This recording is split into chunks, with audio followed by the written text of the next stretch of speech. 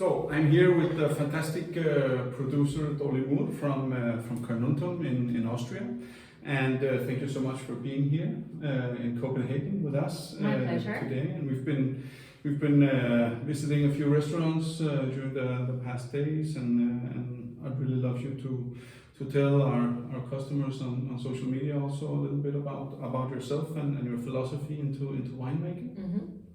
Start now? Yes, whenever you're ready. Okay, so I'm based in the most eastern part of Austria, and Austria usually is seen as a white wine producing country, and we are a little bit the exception because we are based in a very continental climate with very warm and dry summers and still quite cold nights and cold winters. But this region is called Carnuntum, and it's really perfect. It offers perfect conditions for nice, vibrant red wines. And I'm working on a hillside that is called Spitzerberg.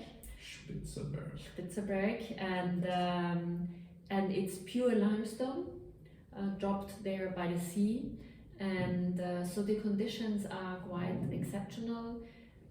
Very dry weather, very hot summer temperatures, a lot of wind that is coming through just between the Alps and the Carpathian Mountains, and then this sandy limestone that does not really keep any humidity at all. So it's quite extreme conditions for wines, for vineyards.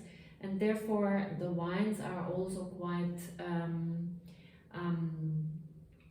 marked by their origin. They are quite aromatic, intense, but never heavy, because we don't have a lot of water, and you need water also to produce sugar, and so the dry conditions in the end make the wines light-footed.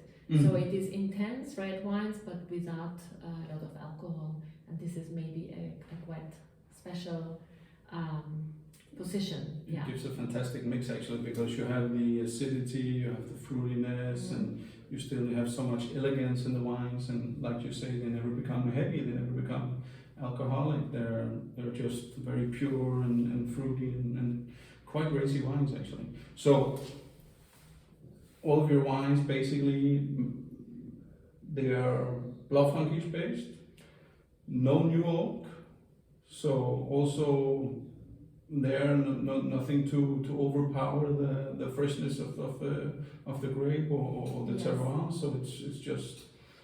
Yes, I've always been intrigued my whole life by the question: how can a wine show where the plant has been growing?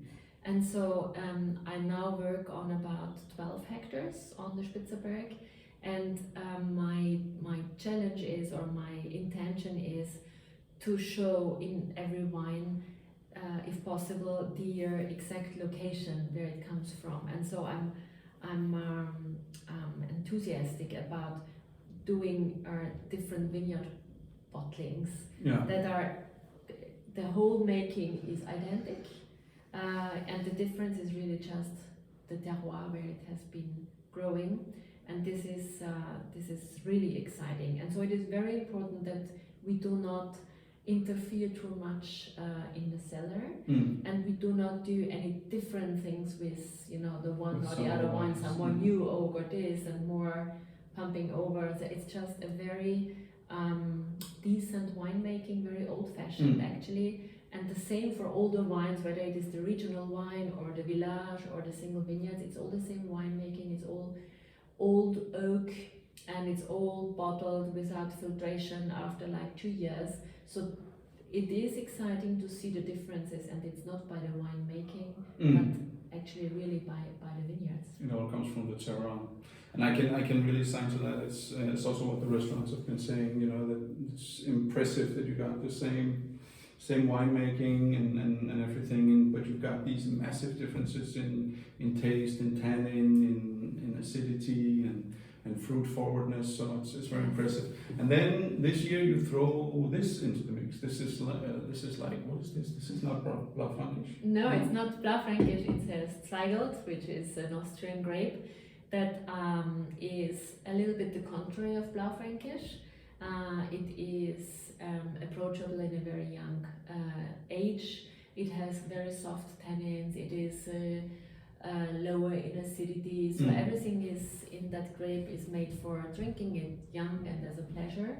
And unfortunately, there is many producers who want to make a big, impressive wine of Zweigelt, and I think it's a little bit a shame, and it's destroying the talents of that varietal. So this is why I did this wine of it, which is, it's called Zweigelt Nouveau. So there is a link to Beaujolais. The vintage is 21, so yeah. The vintage is 21. It has been bottled definitely fresh with still some CO2 in it, yeah. and it's fruit forward, I would say, and easy drinking. It is still, it shows that it has been grown on limestone. It's serious, but it's serious without telling you, oh, you must be very careful with this. You can just have drink to wait 10 years for me before I come You can just drink it and enjoy it, and if possible, chilled.